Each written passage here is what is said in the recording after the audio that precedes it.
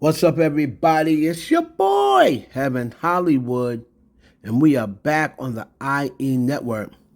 And I guess this is a special. This is a special request video because if you check up in our community section, um, I did a post a few days ago entitled "What Does the Pink Friday 2 Tour Mean?"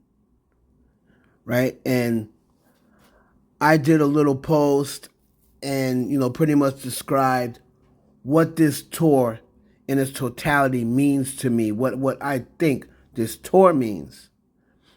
And I got a lot of positive feedback from it. A lot of people leaving me DMs telling me I should make it a video because, you know, the way I the way I wrote it, a lot of people liked it. So I'm just gonna do a short video for the ones who have not went to the community section and for the ones who requested that I make it a video. All right. So basically, as you know, Nicki Minaj is on her Pink Friday 2 tour to commemorate the Pink Friday 2 album that came out a couple months ago. And of course, we all know that her very first tour was, her very first major tour was the Pink Friday tour.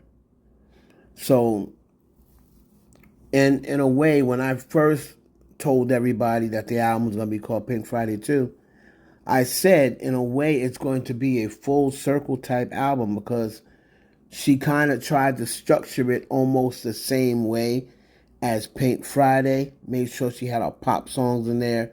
She kind of replaced what was the style back then with a more songs that is, more TikTok type songs, which is really the style now. TikTok wasn't really popping back then. I mean, didn't exist back then. But I did a post and it says, what does the Pink Friday tour mean? Well, to start with, it's all about legacy. Not that Nicki Minaj needed this tour to cement her legacy, but it's kind of like LeBron James, and why I call her the LeBron James of women rap. Now, LeBron is still competing at a high level 21 years into his career, and so is Nicki 17 years into hers. She has already made millions of dollars and countless hits and won several awards, so she did not need to do this tour. However, the competitive fire still burns in her, and this is why this is really just adding to her legacy, just like the competitive fire still burns in LeBron. So this is really just adding to her legacy. So that's why I call it a legacy tour. It's really just adding to her legacy. It's not to cement her legacy, right? Once I saw a clip of her coming out, I immediately, and this is the first night, I immediately started smiling because I went back to us sitting in Quad Studio watching her put together Playtime Is Over. And just to give you some context to that, I met Nicki Minaj through my cousin, 109 Light. He was from 109 and Guy Brewer. So I met her through him, right? If you remember, he's the one that she said on the song The Jump Off, call up my N-word light with the money green rover, right? That was my cousin Light. So he introduced me to Nicki Minaj, and I got to sit in a couple of sessions with her, even though she didn't know me that well, right? So in '07, I believe, and to watch her now in 2024, and she still looks amazing. She looks really amazing. And the crowd is going crazy. She means so much to so many people. I mean, Nicki Minaj really means a lot to her fans, right? She means a lot to her fans. And I know she once said, after I saw Foxy, Jay, and Wayne, I wanted to become not only the greatest female rapper of all time, but one of the best of all time. And she did say that, back in one of her early interviews when no one really knew who she was.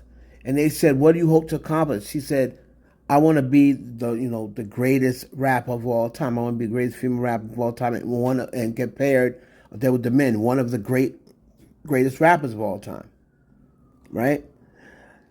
And I also I said, So after I saw Foxy, Jay, and Wayne, I wanted to become not only the greatest female rapper of all time, but one of the best of all time, period.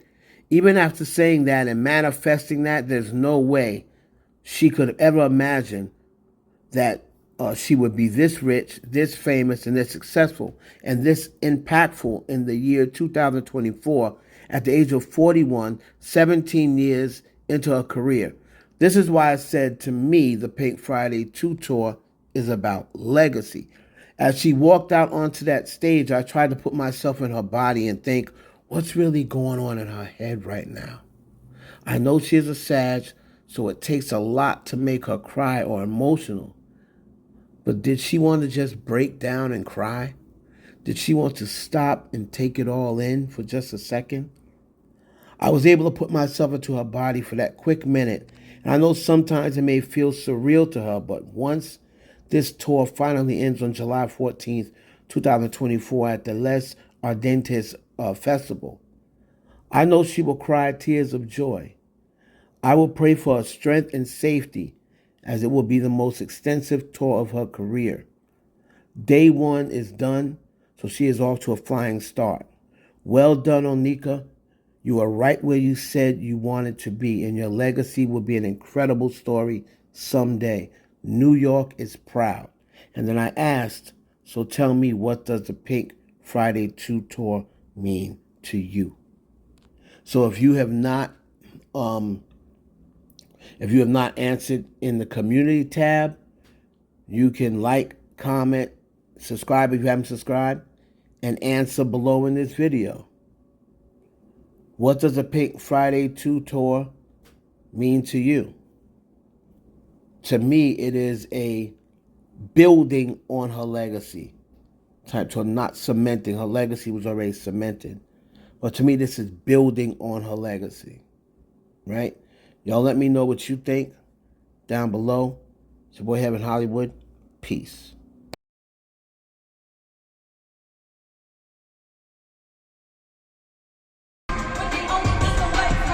Beep, beep, beep, is that beep? Is that you talking to me? Is that deep? I don't even know if you exist. Is that